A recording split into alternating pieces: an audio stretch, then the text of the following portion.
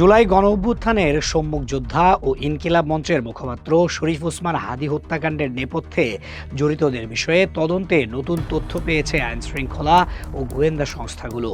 তদন্ত সংশ্লিষ্ট সূত্র অনুযায়ী এই হত্যাকাণ্ডের মূল পরিকল্পনা ও বাস্তবায়নের সঙ্গে ঢাকার দক্ষিণ কেরানীগঞ্জের সাবেক উপজেলা চেয়ারম্যান শাহিন আহমেদ ওরফে শাহিন চেয়ারম্যান এর সরাসরি সম্পৃক্ততার তথ্য মিলেছে। গোয়েন্দা সংস্থার ভাষ্য অনুযায়ী হত্যাকাণ্ড বাস্তবায়নে অর্থায়ন ও অস্ত্র সরবরাহের ব্যবস্থাপনাতেও তার ভূমিকা ছিল।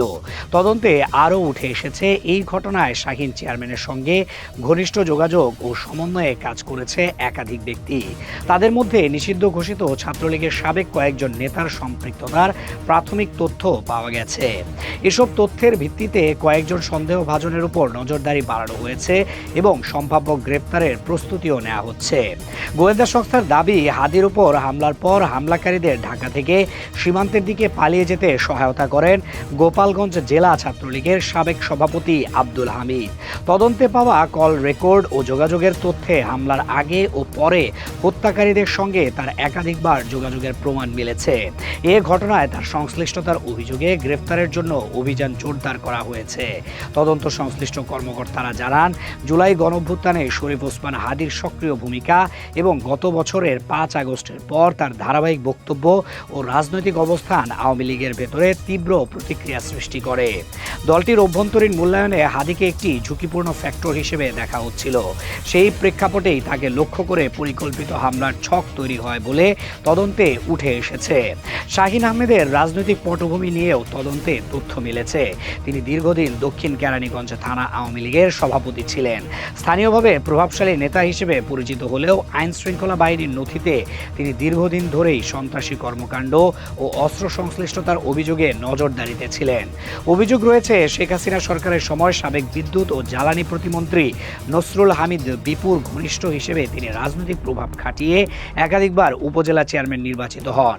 স্থানীয় সূত্রগুলো জানায়, গত বছরের 5 আগস্ট রাজনৈতিক পট পরিবর্তনের পর আওয়ামী লীগের অনেক নেতার মতো শাহিন চেয়ারম্যানও সীমান্ত পেরিয়ে ভারতে চলে যান। প্রথম দিকে সেখানে আত্মগোপনে থাকলেও পরবর্তী সময়ে বিভিন্ন অ্যাপ ভিত্তিক যোগাযোগের মাধ্যমে তিনি দেশে থাকা সহযোগীদের সঙ্গে আবার সক্রিয়ভাবে যোগাযোগ শুরু করেন।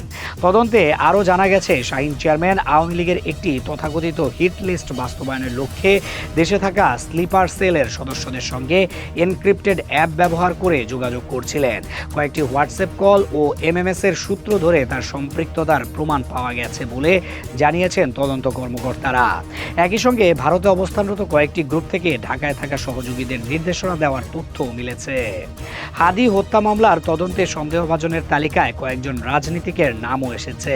তাদের ভূমিকা যাচাইয়ে গ্রেপ্তার হওয়া আসামিদের যৌথভাবে জিজ্ঞাসাবাদ করা হচ্ছে।